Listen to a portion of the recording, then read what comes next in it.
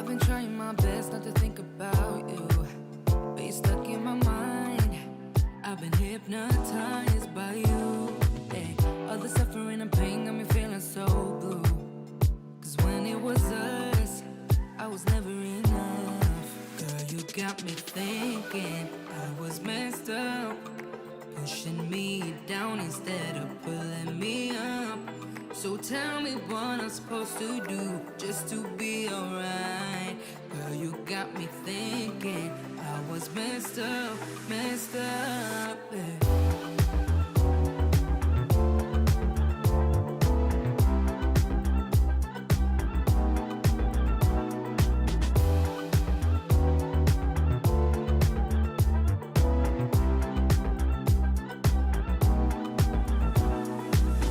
I've been worrying about my mental health. Cause when I'm alone, I keep checking my phone. Yeah. Seeing all these people, having someone to lean on while I don't. Girl, you got me thinking I was messed up, pushing me down instead of pulling me up. So tell me what I'm supposed to do just to be alright. Girl, you got me thinking I was messed up, messed up.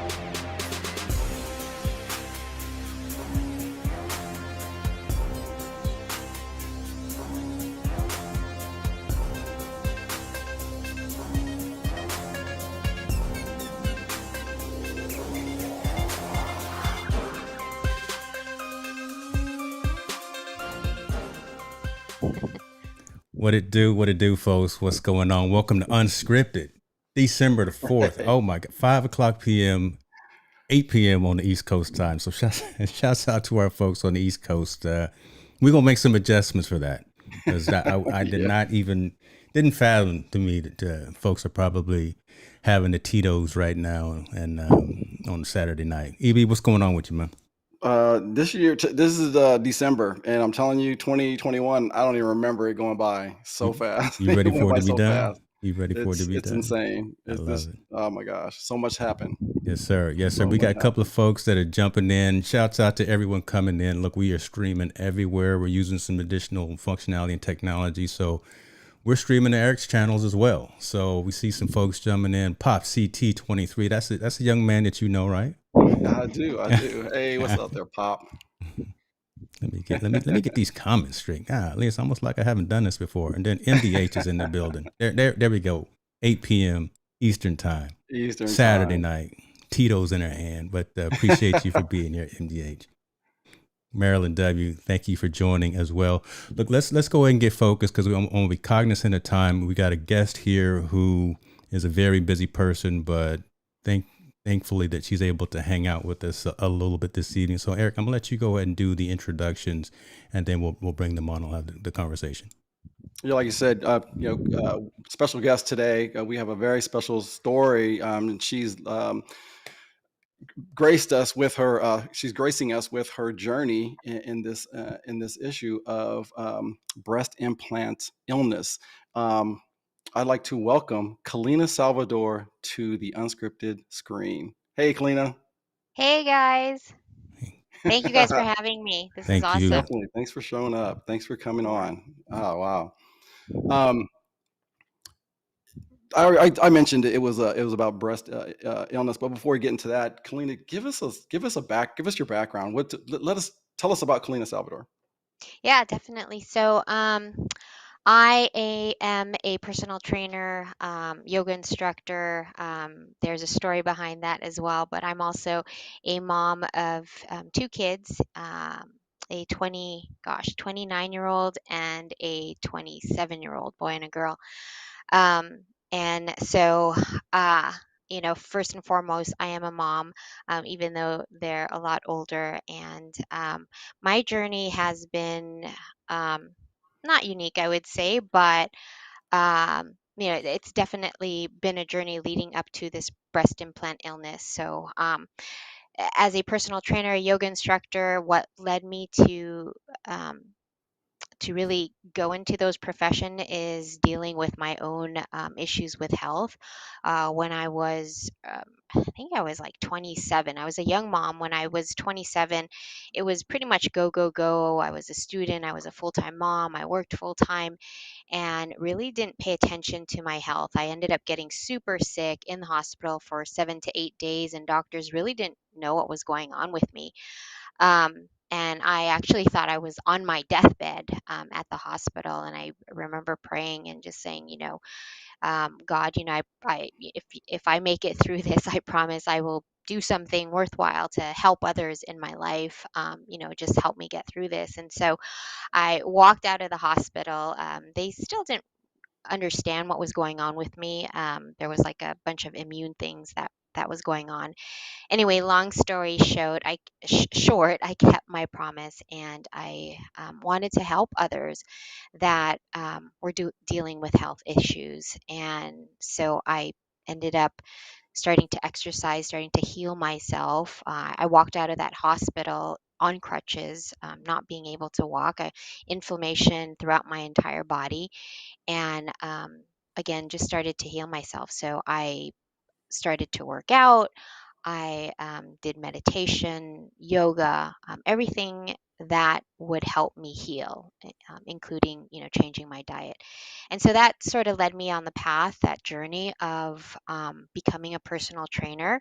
And as I started to take on more clients, they had certain illnesses that I had, joint pain, inflammation, degeneration. And so most of the clients that I had were, had actual, arthritis ailments that they were dealing with, cancer. Mm, And so, as a personal trainer, it's not just about losing weight, gaining muscles, like working people hard, and really that no pain, no gain attitude. right.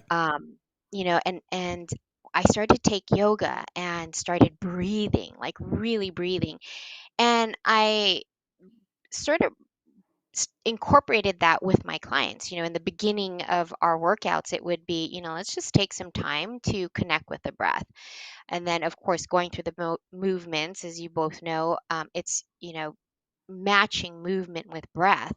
And so I took that, a step further, and towards the beginning and the end of our workouts, it was sort of that meditative state of let's start to tap into that parasympathetic nervous system so that Mm, you can really rest, so that you can really um, receive all the nutrients of what we just did here, at the gym. And so breathing became a really big tool that I incorporated with my clients.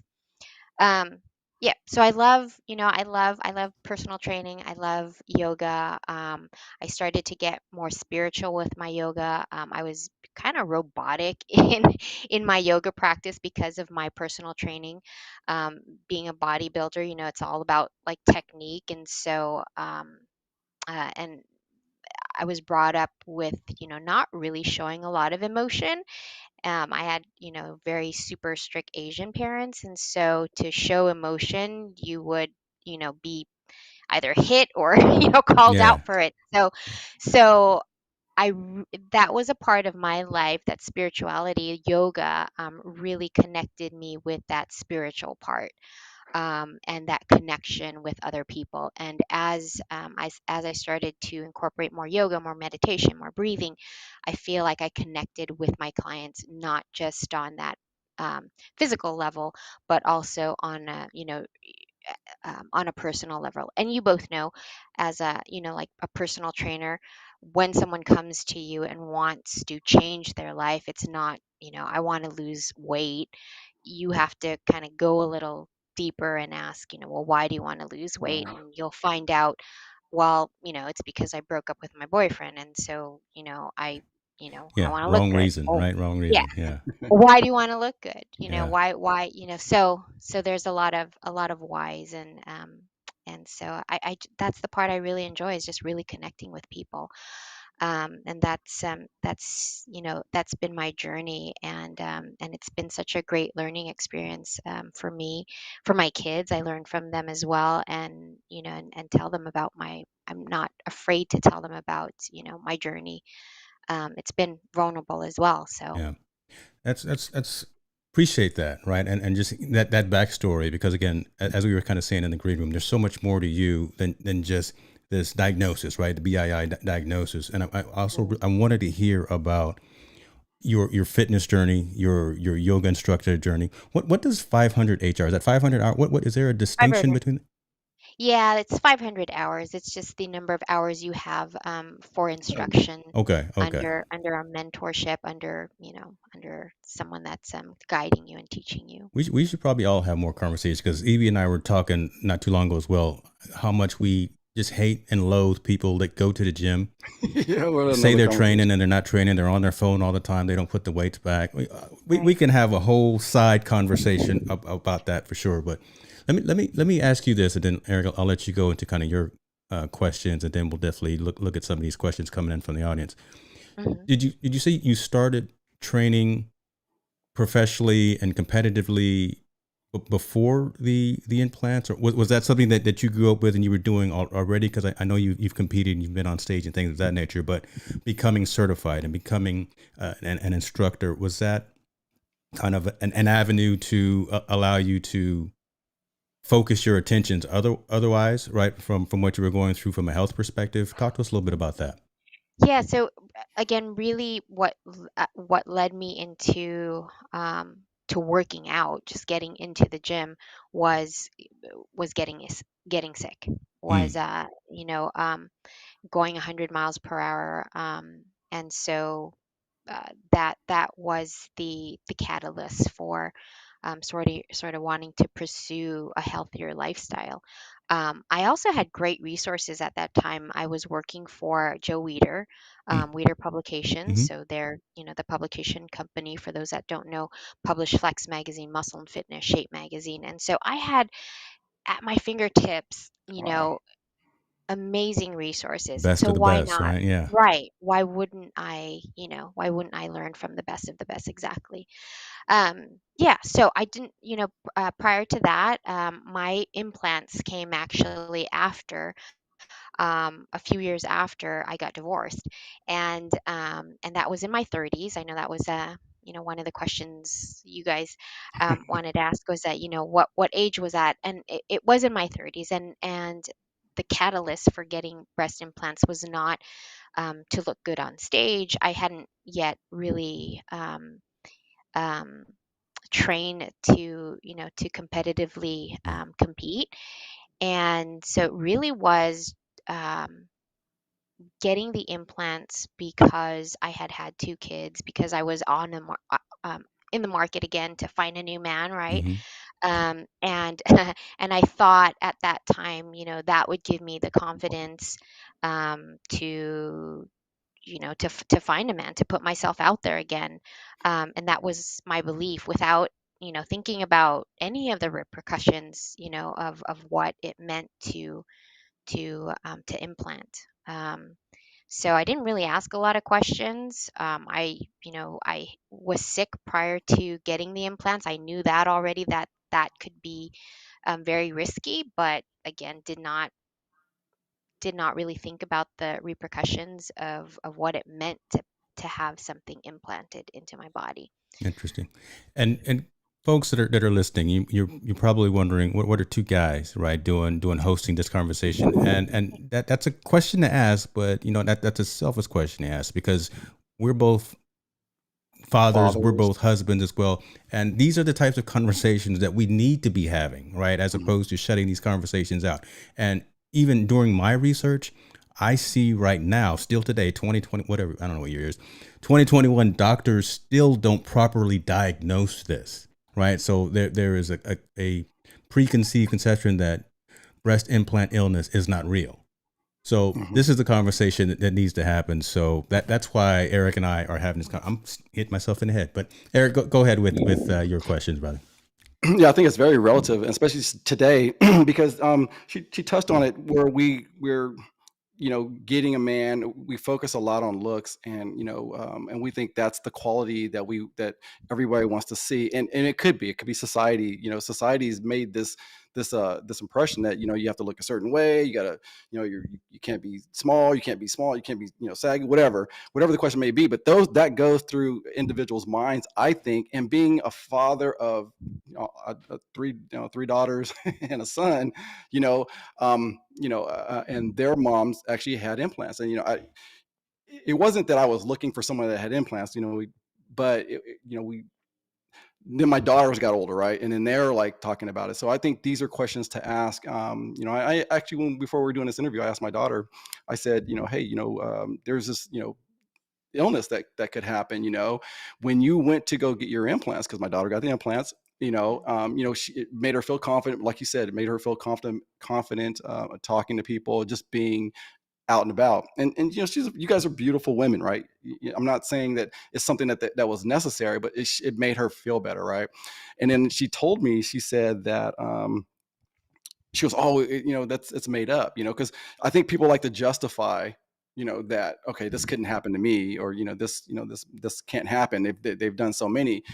But my question to her was, do they diagnose if you, because you can be when I was reading, it said that these guys can, some people are their conditions are predisposed to having this, so they could actually have this. Do they test before they put those in to say, hey, you can have it, or does the doctor just say, hey, give me your money, I'll put these in? Yeah. Yeah. Yeah. Let's before you answer that, Kalina, I think we put the cart before the horse on this one, and Melanie is actually asking a phenomenal question, right? Again, just as common sense.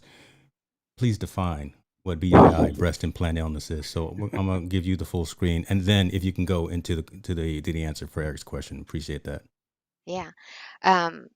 Just to echo what Eric was saying, there is no diagnosis for breast implant illness, and in fact, many surgeons, doctors don't recognize it as being an illness. But basically, Melanie, to answer your question, um, it's a slew of things. It's a combination of things that happen when you implant. For me, and I'm not an expert on breast implant illness. However, leading up to removing my implants, I did a lot of research, and from what I have read, what I have seen, and what I have experienced personally, breast implant illness is can be. Oh, thank you for putting that information up there. Is it can be brain fog. I experience inflammation throughout my body from my head all the way down to my toes. um, just a lot of joint pain, breathing problems caused by the capsules that start to form in your breast, and I can go into that in detail. But I personally had a lot of breathing problems, chronic fatigue. Memory loss, just brain fog. When I like moved my head, it just felt like my brain was like inflamed. Mm. Some women have experienced a lot of hair loss, um, and depression, a lot of depression. Um, but for me, it was personally just, not being at my optimal health. I couldn't breathe. It felt like an elephant was sitting on my chest. And it didn't happen right away. And some women actually don't even ever have symptoms. And, thank goodness for those women. But there are a lot of women out there that do have symptoms, and they can range from, and not as severe to super severe, where I felt like I was on my deathbed at certain times. And I just felt like, women should not be living like this. It took some years for me to understand what BII was, because there's not a test that the doctors have. I went to see several doctors and tell them, I'm having inflammation, brain fog, joint pain. And they kind of chopped it down to, well, you're just aging, you're getting old, you're going to have arthritis, things of that sort. But it happened years after I implanted, so it doesn't happen immediately. For some women, it did happen immediately, but it's just, a combination of different things. Mostly inflammation is what I hear. The majority is breathing problems. And again, I wasn't at my optimal, health, just constant pain on medication a lot. And you really have to be an advocate for your own personal health, right? Because Absolutely. the symptoms that we were talking about right here, right? Hmm. Sleep problems, hair loss, gastrointestinal headaches. uh, That's 80% of what's in the medical journals, right? But you individual know when something's wrong with your body, and you Exactly. have to continue to be that advocate for yourself when you go and speak to these medical professionals, especially the plastic surgeons who do what they do, and they're kind of laser focused on what it is that they do. But you had to continue to have the conversation, say no, I the charts and the CT scans show everything is fine, but I'm not fine, right? Kalina's Right. not fine. So what Yeah. was the actual what was the turning point? What was that pivot point to say, you know what, it's not just you're getting old, it's not just Yeah. hot flashes, it's not just allergies or whatever the case be, that actually got to the point of it being BII for you? So this pandemic is a blessing in disguise, Mm, actually, for me, because I lived my life just taking medication, working out like a fiend to keep my inflammation down, and I did this for years. I had my implants in for about 11 years. So just operating for the last 11 years with, being on different medications, being on specific diets, doing the work to see my doctors, and, getting different types of treatments from like chiropractic, acupuncture, ozone, everything. I tried, wow. and I spent a lot of money. And so going back to your question, the turning point was actually when the pandemic hit, because what I was using as a tool, going to the gym, that was my mental and my physical outlet. I didn't have that. The gyms were closed down. Yeah. I didn't have a lot of equipment in my apartment. And so I was sort of limited to maybe doing walks and maybe doing my yoga, but lifting was not, I couldn't lift anything. And then mentally, because of the pandemic, not being able to see my students, not being able to, as everyone else, our world was kind of turned upside down. And so my health started to suffer. Right. Um, Being in the apartment, it just, physically, my routine was messed up. I'm an early riser, just like Eric, and I would find myself just kind of being in bed, and then of course, my eating habits started to get compromised. So what happened was my inflammation just went through the roof. We did Mm, blood work and it was off the charts. Mm. Inflammation was really super bad. I actually found myself back on crutches again wow. after Wow. so many years, just unable to walk, unable to grab things with my hand. And I remember for several months just thinking, I want to die. Like this is not Wow. how you should be living. And just Right. constant pain and increasing my medication. Now coming back on painkillers, and, as a fitness person, as a personal trainer, a yoga instructor, it just went against everything that, I that bet. You already Yeah. did I teach. believed in. Yeah. And so that played on my self confidence and then made me super depressed. So I couldn't, and then my breathing got really bad. So I Mm. started doing like glutathione injections to try and, heal myself once again. And I went to this clinic out in, they do like oxygen and glutathione and all these drips. And the nurse that was injecting me asked me why I was there. And I said, I'm having horrible breathing problems. I know it's not COVID. I've been tested for COVID. And just randomly, she asked me, she said, do you have breast implants? And I said, yeah, I do. And she said, Mm. have you ever looked into BII? And I had heard the term once before, and I said, you know, toxins from the implants, and she said, yeah, you should do your research because a lot of it's happening to a lot of women. And sure enough, found the Facebook group Hmm. where I think you guys said there's like over 100,000 ladies are now part of that group. When I when I signed on about a year and a half ago, I think there was maybe like 50,000, and it's pretty much doubled. Wow. Wow. Yeah. But I and I hope I don't get emotional, but I went on that page and I started to read just Mm, everybody's story, and I was like, holy fuck, Mm-hmm.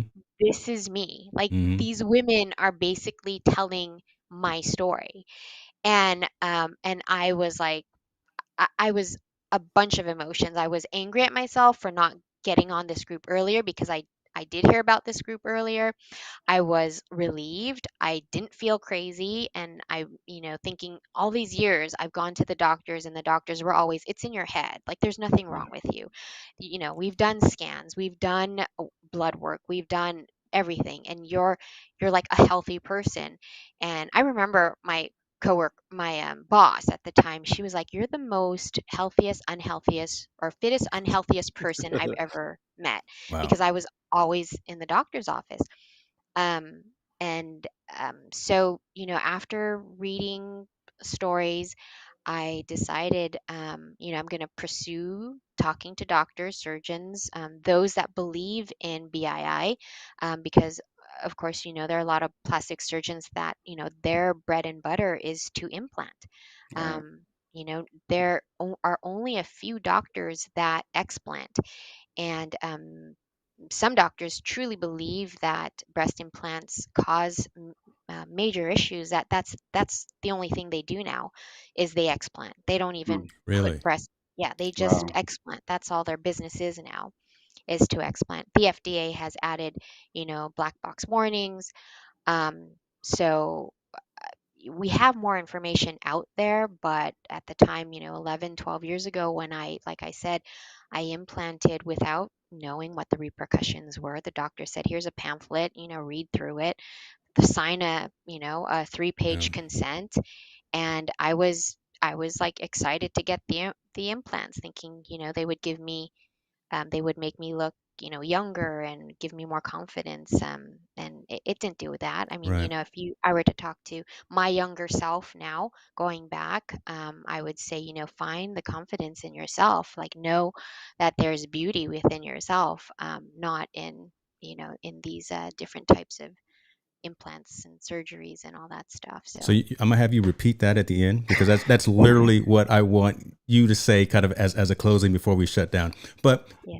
Eric, you know me, man. I always chime in. You can't keep me Yeah. quiet. And Kalina, if you cry, I cry. Look, everyone who's on this, they Yes, know also that crying. I have been known to bust out in emotions. And so the research that I've been doing over the past couple of weeks about this, again, has just made me upset for the fact that medical professionals aren't taking this seriously. And I wonder if it just all comes back to money, Mm, right? Because Right. you had to pay for, or again, I don't want to make an assumption, but from an insurance perspective, right? For either Right. the implant, the explant, the diagnosis, and all of the steps that you had to go through, who's paying for that? I mean, is the HSA paying for that? Is the yeah. the Salvador checkbook paying for that? Salvador Talk to Fund. us a little bit about that, right? I mean, because that's Yeah. real too. Yeah, and that's it. Unfortunately, I have the means to one, implant, and then explanting is not cheap as well. Insurance will not pay for it, because it's not a recognized illness that insurances will pay for. So no, it comes out of pocket. The MRI to do the scan, unless it's like a regular, mammogram, which I did as well. That's it's not paid for. The medication, the therapy, the everything post explant is not paid for. So you know it,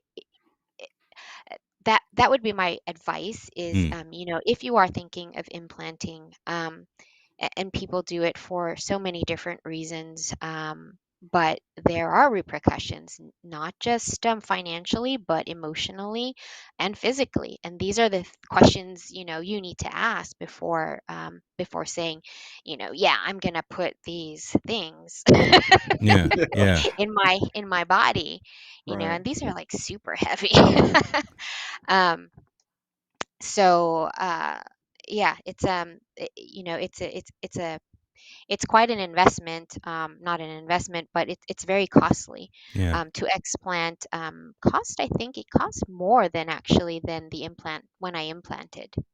Yeah, I think it did cost more. Well, I mean, yeah, That's because isn't crazy. like 10 years later, they're like a 10-year lifespan, right? So every 10 years, and the Right. reason I know that is because a lot of people that I know get breast implants. You take care of them. The thing that worries me is that sometimes doctors, there are some doctors you can look at a person and say, hey, well, they've had like 20 million surgeries.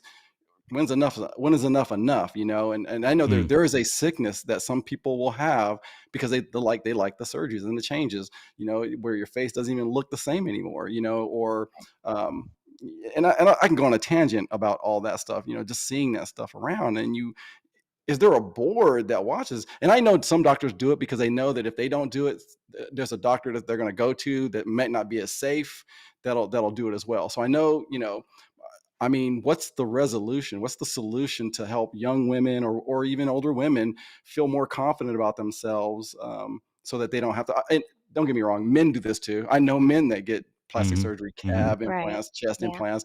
I don't know if everyone's seen those images where the guy puts muscles on it. It doesn't even look real. I'm like, why would you do that?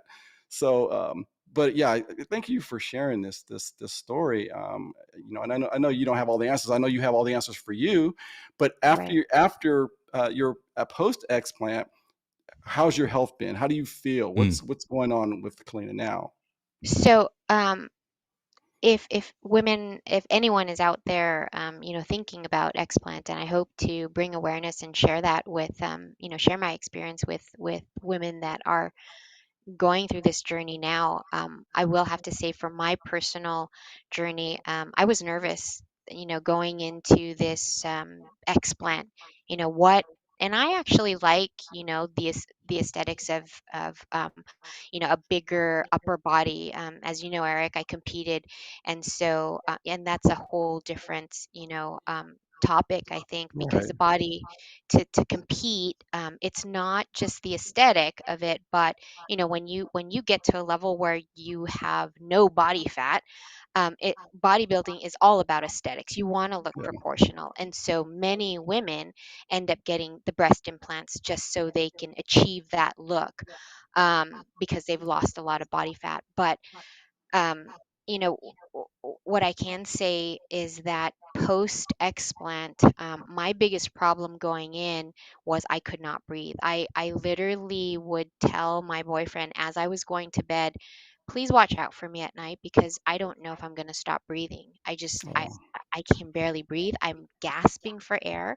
Every time I took a breath, it felt like someone was stabbing me in my rib cage. mm, When I woke up after that surgery, and it was a longer surgery than the doctors had expected, because what they do is when they open you up, you want the doctors to take out all the scar tissue. You don't want any scar tissue. You don't want any of that hardened capsule that had developed over the years to protect your body left in your body.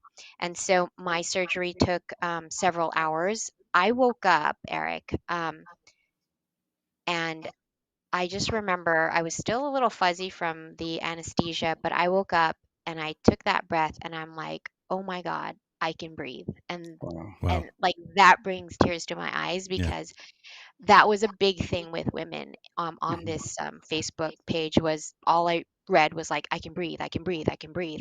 And I'm like, that's crazy, because that's my problem. I can't breathe. I can't breathe with, Yeah. gasping for air or feeling pain in my body. And when I woke up after surgery, I'm like, oh my gosh, I can breathe. Like, I don't feel like an elephant is sitting on my chest. I don't Yeah. feel the pain in my rib cage. The other thing was, for several years, my gums and my teeth, I Mm, would bleed. Always felt like I had this like metallic taste in my mouth for years. I did oh, wow. like gum scraping and all this dental work. And I woke up remembering, like, I don't taste that mercury type Wow. thing in my mouth. And then over the course of the next weeks, I realized, oh my gosh, my gums are not bleeding. Whereas I literally like had like a pool of blood in my mouth Wow. when I would Gotcha. sometimes floss. And so I'm pretty convinced that the breathing and the gum issue were from the breast implants, because that has gone away. That's the There are change, right? Yeah. Yeah, that's a big change. Let me go into this, because I think again we're making one assumption about something, and then I'd like you to do the show and tell again, because those are the actual ones. But they didn't necessarily have to rupture, right, for No. this to happen. So I think that conversation needs to be had as well. So saline, silicone, is having this foreign substance within your body cause these symptoms, cause these reactions as well, and there didn't necessarily have to be a rupture within the implant in and of itself. And those, you said those are the actual ones right there that got Yeah. explanted. So, uh, Yeah. folks, So these that's no joke, right? these were in my body. They're huge. Um, so these are this is silicone. It's very jelly like, and as I was saying very early on, these are not lifetime devices. They're not impermeable. The outside shell of this is actually made out of silicone. Oh so wow. so there's people think that that there's like 50 toxins in this thing. Mm. It's a chemical soup, and for it not to leak into your body is, it's not safe. It, it went in, fully plumped, and now it's sort of like this deflated. It's yellow in tint. I don't know if you can tell, but it is yellow in tint. So it could have mold. It doesn't necessarily have to rupture for you to have problems.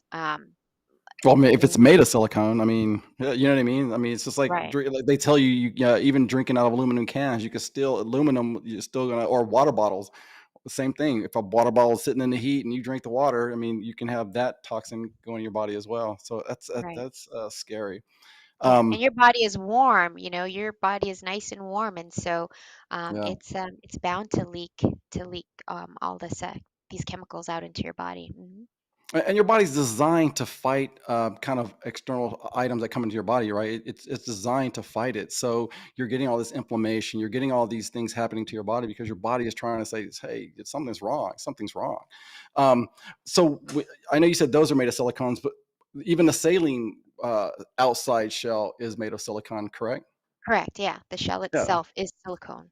So it's still, you're Yeah, still, I feel like there's still a risk Yeah. there. And I think yeah, you almost want to, if somebody's going to say, they decide, hey, you know what, I want to get these. I understand the risk. Like a smoker knows they're going to get cancer. They still smoke. So right, this person says, hey, I still want to feel this way. I want to, want to have the confidence and get those. You almost want to have a game plan savings account, like a, a maintenance plan later, so that you can, if something does happen, you can pay for this, Man, the but that's explant. great. That's crazy It's though. silly, right? That's crazy. And I want to be cognizant too of the questions and the statements that are coming in too, because Melanie I just put up there. Implants have changed a lot in terms of technology. I think in terms of, I'm sure in terms of science and components or materials used, right? So Mhm. safety is, as I'm sure, is of the utmost importance, as opposed to just trying to make a buck. I would hope, and I would assume. I'm Yeah. sitting here getting emotional. That's why I keep going off screen, to be honest. So I'll actually put myself out there. But um, go ahead where you were going, Evie. I wanted to be cognizant and bring some of these questions that were coming up from the audience. Do you have a question? There it is. No, you were Aw. asking That's sweet. before I interjected, and MDH is coming in and keeping me straight here on that. So I appreciate her for that as well. thank you, Melanie. Yeah, and you know what? Many women, I feel like are, but I think where a lot of this confidence and I don't want to say a hang up. I hate to say hang up, because I feel like, I've always told my daughter, hey, you're beautiful, and it's not the same coming from your family, and because I want to say your foundation, but it's honestly, when you're going through those social skills in school, people say mean things, and I can't even. I mean, growing up for me was. I want to say it was, I was bullied. Everyone, it was insane what kids will say to you, and those things that stick with you. And I'm not saying that that's your case, but I'm saying there's a lot of different reasons why different people do that or get implants. And you, Right. like you said, their reasons are different, by wanting to do that. Right. But it's, yeah. Okay, let's talk questions. Here they come. So again, want to be I know it's like, cognizant of your time, and just know that we've got a few more minutes with you. But as folks are chiming in, I guess I want to ask this as well. I will show like the link to your website as well, and put that in the description. So if folks want to see your journey and see what you're doing from a fitness perspective, I'm gonna put that up there right now. How about that? yeah. Shouts out to KalinaFit.com. Celebrate health and wellness with Kalina Salvador. I know the guy who took that picture right there. Well, No, look, but I mean, she's amazing. You can tell she works out. You can tell she's the picture of health, right? yeah, And then for her to go to a doctor and say, I'm not feeling well, come on. Right. yeah. That should have been a wake up call. It's not like you're trying, you're out there smoking 20 packs and saying, and he can say, oh yeah, it's probably because you're smoking it. It's, something's wrong. If you're doing everything to practice being healthy, then, I think I don't know. I'm getting mad now. I was Don't like, get mad. why Don't would get they? mad. So Kalina, Because when I let's was bring this researching back this, into people were saying, perspective. "Hey, it's all in your mind." How can it be all in your mind if Yeah. your gums are bleeding, you have this gut health? I mean, something's happening inside your body and you can't explain it. You got to dig further. I mean, Anyway, I'm sorry. Go ahead. Actually, here we got some questions. So shouts out to my guy Quint coming in. Medical implant myself. Vagus nerve stimulator was implanted in 2016 and malfunctioned in 2019. Decision to do anything to your body is a big decision. Sometimes the long term really stinks, Yeah. right? And again, there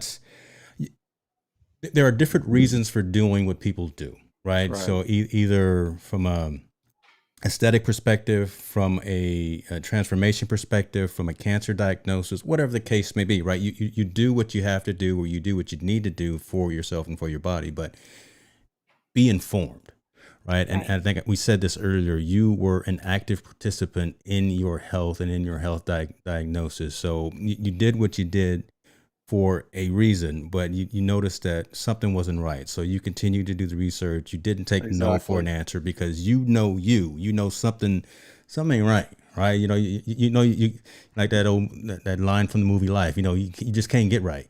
All right, so something wasn't feeling right. So you continued on with your diagnosis and your investigation. You found the Facebook group where there were women just like you going through it, and you like, this is me. And now you're definitely on the road to recovery. I want to bring up this question as well here, and then I want to ask you kind of next steps and kind of how you're progressing with your move forward. What do you want to say to women who might be wondering if their implants are causing problems? I think that's a huge question that I think that only you can answer. For me, I denied it for many years. Like I said, I saw the group. There was another group out there where the title of the group was breast implants, the ticking time bomb. And because of my ego, because I refused to think that my illness, any issues I was having, was caused because of my breast implants. So if you think that any of your health issues are related to your implants, I go to the Facebook group, talk to people. You're not crazy, which is something that I went through because the blood tests, all the MRIs, the CAT scan showed I was a healthy human being, yet I knew in my gut there was something wrong. Like James was saying, you have to be your own health advocate, but there are resources out there now for breast implant illness. Unfortunately, years ago, we didn't have this group, we didn't have social media where people were talking, um, and and so now, fortunately, we're at an age where information is basically at your fingertips Mm. if you're willing to do the research. And so, if you suspect that your illnesses, even if I had like headaches constantly, and I did crazy things like I said, ozone. I did Botox in my head, Mm. thinking that would help. But I haven't had any major head things now ever since I've explanted. So a lot of Awesome. issues have gone away. Some things have not gone away. I'll have to be honest. With it, it's still a journey for me. Detoxing is still a journey because I've had the implants for years, Right. and so my body doesn't efficiently detox chemicals and myotoxins and all that other stuff. So it's a continual learning process, but research and ask why. Why am I feeling like this? Even before getting implanted, any medical device that you put into your body, I hear, I have students that, knees are like super expensive and they implant their knees and Right. hips and things like that. Um, and they cause issues as well. So they're not meant to be lifetime devices that are implanted into your body. And one of you guys said it, the body is such a, a miraculous piece of Machine. work where Yeah. it wants to protect you. And so when I got the implants, what happens with women is there's this scar tissue, this Right. hard capsule that it forms around the implant itself, Mm. and it's your body's way of saying, I don't want this in my body, and I'm going to protect you by creating this scar tissue around it. um, and so I'm assuming it's like that with other devices as well. But yeah, do your research. You're not crazy. Reach out to me, and I'm happy to share my story, and introduce you to other women that have a bigger voice. They're much more knowledgeable. They're super they advocate. They go to to Washington to petition the FDA to make changes. That's where the So conversation needs to happen. Yeah, Yeah. that's where yeah, we need to start knocking on some doors, right? And to be honest with you, have some regulation and some. I'm not a big government guy, but I do think there needs to be some oversight again when we start talking about people's health, wealth, and well being and safety, that kind Right. of thing. and it does come down to Yeah, money, James. Like you said, plastic surgeons are in the business for implanting these things, and so there were studies in the 1960s that were ongoing but were suppressed.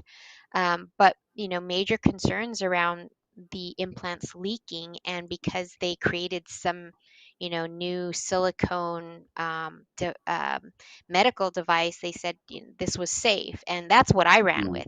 Like mm, when I first got it was, oh, the FDA says it's fine, so Yeah. why should I be concerned? yeah, yeah. But if you dig a little deeper, there was data out there that did not get published, where it was not safe. Right. Yeah, Right. there was lots of studies done where it was not safe. Eric, I want to talk to her for about at least another hour, but I know, right? She I doesn't know have an hour. I She has know 10 that's minutes. just not going to happen. I will. I'm just going to echo this right here. Thank you for sharing your story. Um, what do Well, you I do? just want to add Go, really go quick. ahead, man. No, go ahead. But I keep talking, so I'm gonna let you talk. I just want to add that on Unscripted, this is not a slam on plastic surgery. This is not a slam on breast implants. This is just making you aware that, hey, there could be complications, or there could be consequences to getting this. So it's not a slam on breast augmentation. It's just be aware of what could happen, or if you get any of those symptoms, or realize you're having any of those symptoms, just be your advocate for yourself and say, hey, let me, if I'm not getting the right diagnosis, let's figure out what's still going on with me, if you're still feeling that way and having those symptoms. That's what this is about. Boom. Right. And there are many women out there. I have a cousin that she's had two implants, and she doesn't have issues. Right. So, there are women out there where the body does not reject the implants. They're Right. completely fine with it. But there are still many women out there where, in time, their body does reject it. So yes, Yeah. be ready to know what the repercussions are. Again, not just financially, but emotionally as well. Yeah. That's a Hmm. huge aspect of it, right? We didn't even touch into that, right? The whole mental aspect Yeah. as well, right? So yeah, Yeah. yeah, you're going to lose a couple of dollars out of your bank account, but then just going through, like, and you mentioned, the therapy, right? Right. And that's not just physical therapy, that's mental. There's so many Emotional. different Oh conversations yeah. that we can have about this.